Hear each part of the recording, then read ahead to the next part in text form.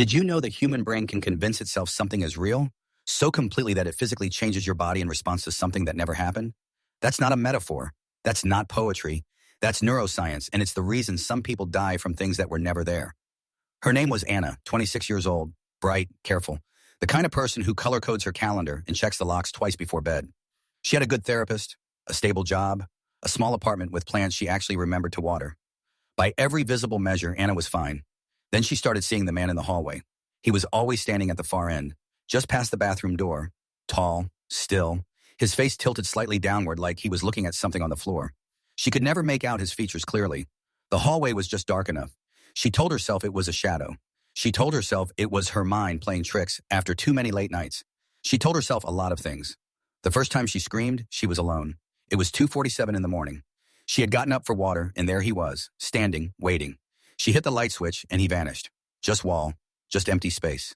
Her therapist called it hypnopompic hallucination, a trick of the waking mind. Vivid, convincing, harmless. Harmless. Within 2 weeks, she stopped sleeping at night entirely. She started keeping a journal, logging every sighting, timestamps, duration, which direction his head was tilted, whether she could smell anything. She cataloged him like a scientist. What she didn't realize was that cataloging him made him more real. Every time she wrote his details down, her brain reinforced the pattern, sharpened it, gave it texture and weight. She was building him. Her therapist increased their sessions, prescribed low-dose medication, reviewed her sleep patterns, her stress levels, her diet. Everything looked manageable on paper. But paper doesn't know what happens in a dark hallway at 3 a.m. when your brain has spent 30 nights perfecting the image of something that should not exist. The brain is not your friend, it is an organ. It is doing its job. And its job is to predict, to model reality, to fill in gaps. When there isn't enough information, it doesn't leave blank space. It generates, it invents. And once an invention becomes familiar, the brain treats it as fact. Anna's brain had decided the man was real. She started hearing him, a low, even breathing just outside whatever room she was in.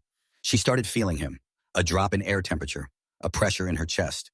Her cortisol levels stayed permanently elevated. Her immune system began to suppress. She lost 11 pounds in 6 weeks without trying.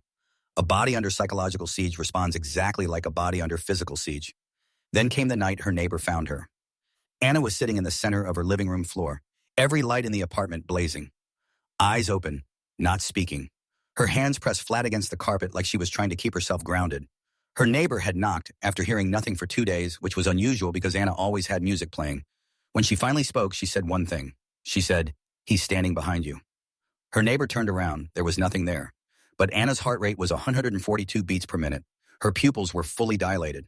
Her body was producing every chemical signal of mortal terror. To her nervous system, to her muscles, to her blood, what she was experiencing was completely, irrefutably real.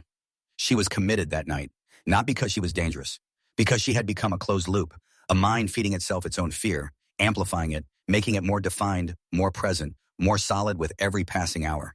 The diagnosis was severe delusional disorder compounded by chronic sleep deprivation and acute anxiety. Treatable, manageable, with time. But here's the part that nobody talks about.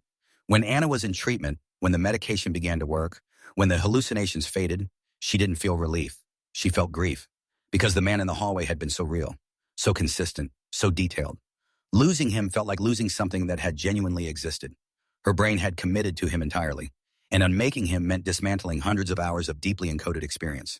She told her doctor it felt like watching someone die. The doctor wrote that down very carefully. Because that's the horror nobody prepares you for. Not the thing in the dark. Not the shape at the end of the hallway. The real horror is simpler and more devastating than any of that. Your mind is the author. Your mind is the monster. And your mind is the only thing you have to use to try to stop it. There is no hallway dark enough to hide that truth.